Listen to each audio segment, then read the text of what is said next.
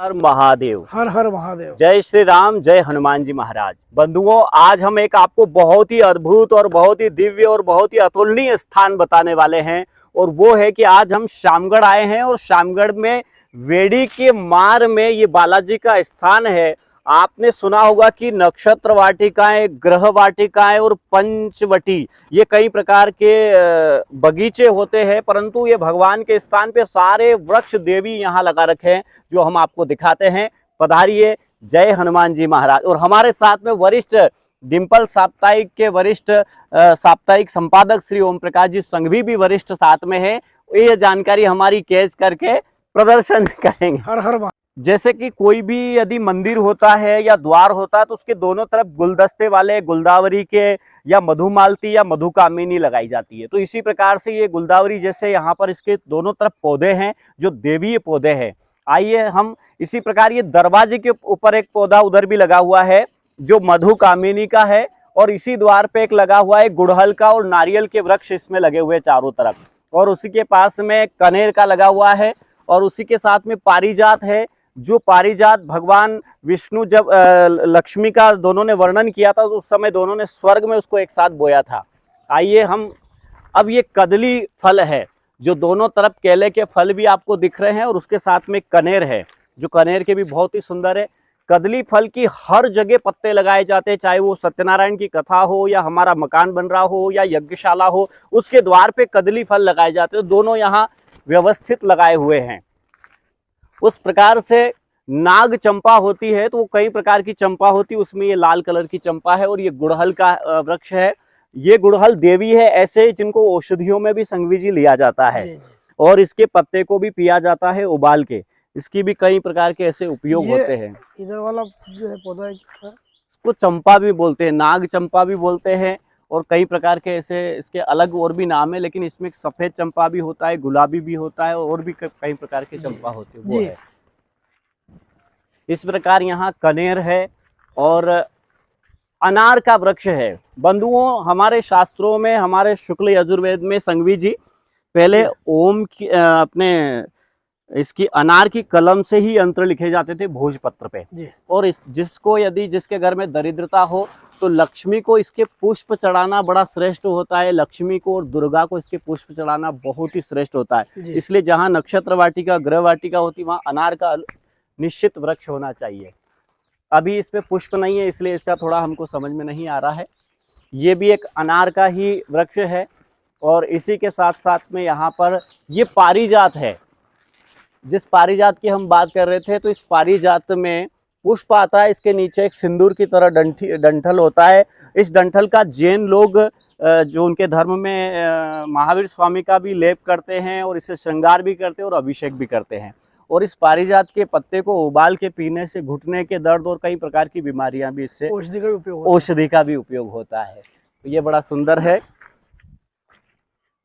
और इस प्रकार से यहाँ नक्षत्र वाटिका, ग्रह वाटिका में जो जो उपयोग होते हैं, अब देखो ये कनेर है संघवी जी। कनेर जो होता है उसमें एक तो गुलाबी होता है जिसमें खुशबू आती है, इसमें खुशबू नहीं आती है।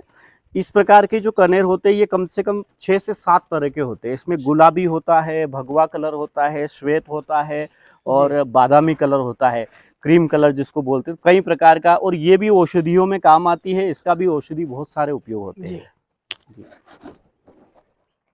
ये बेलपत्र का वृक्ष है जो बेलपत्र का अति श्रेष्ठ होता है।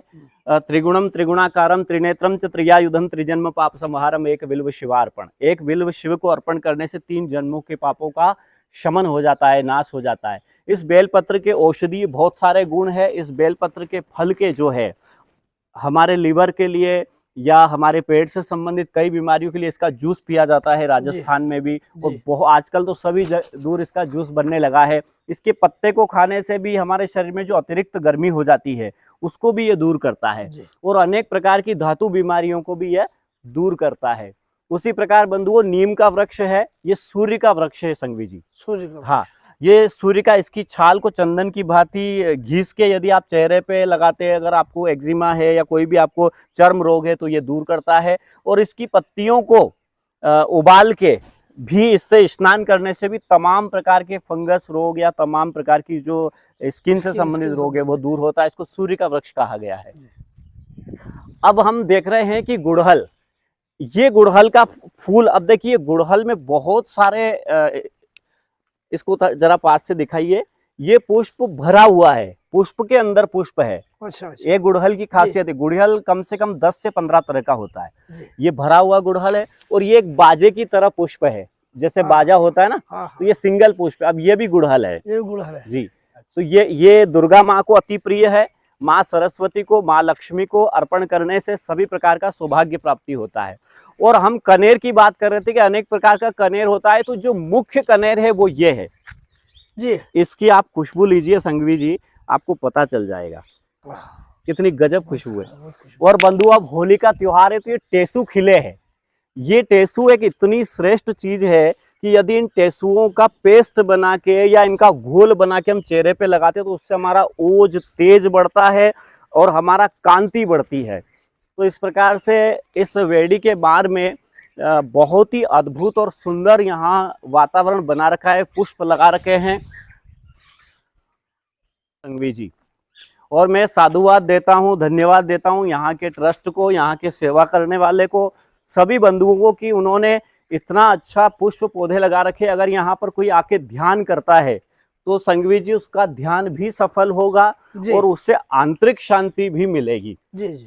इसी के साथ में पहले के राजा महाराजा की जब दीवार पे जो हम लटे लटकाते हैं, उस लटे में ये पुष्प होता है जिसको मधुमालती बोलते हैं। इसमें स्टार फूल होते हैं, एक गुलाबी कलर का, एक सफेद कलर का स्टार होता है। अच्छा अच्छा। इसमें स्टार, इसको मधुमालती, मधुकामिनी बोलते हैं। और ये झूमर होते हैं जो घर के द्वार पे लटकाने के लिए इस बेल का पहले राजा महाराजा उपयोग करा करते थे।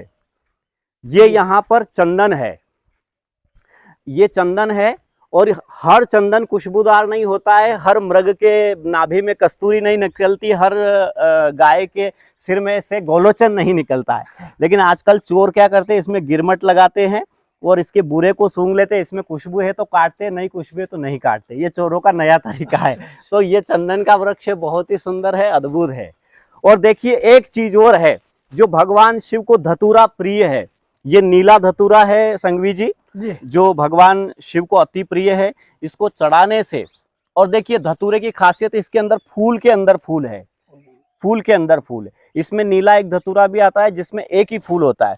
और इसकी लता, पता और शाखा इसको बांटकर अगर शिव को चढ़ाता है और शिव को चढ़ाने के बाद वो अगर सिर पे लगाता है तो वो सभी का प्रिय होता है। ये इसकी खासियत है।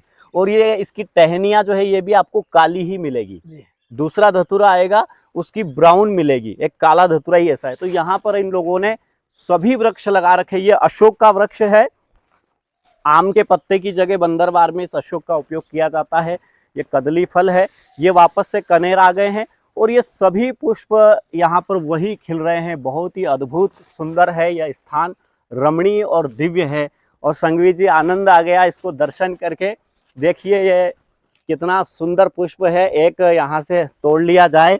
और मैं इस शुभ दिन में आपको भेंट करता हूँ कि आप भी इससे खिले रहे और पूरा श्यामगढ़ नगर ऐसा खिला रहे। बहुत बहुत धन्यवाद आपका। आज हमारे श्यामगढ़ में जो स्थान है वेड़ी का मार, तो वहाँ पे हनुमान जी का बहुत बढ़िया स्थान है। लेकिन महत्वपूर्ण बात यह है कि यहाँ पे नक्षत्र गार्डन के रूप में विकसित हुआ है। किसी भी देवी स्थान के रूप में उसको अपन मान सकते हैं।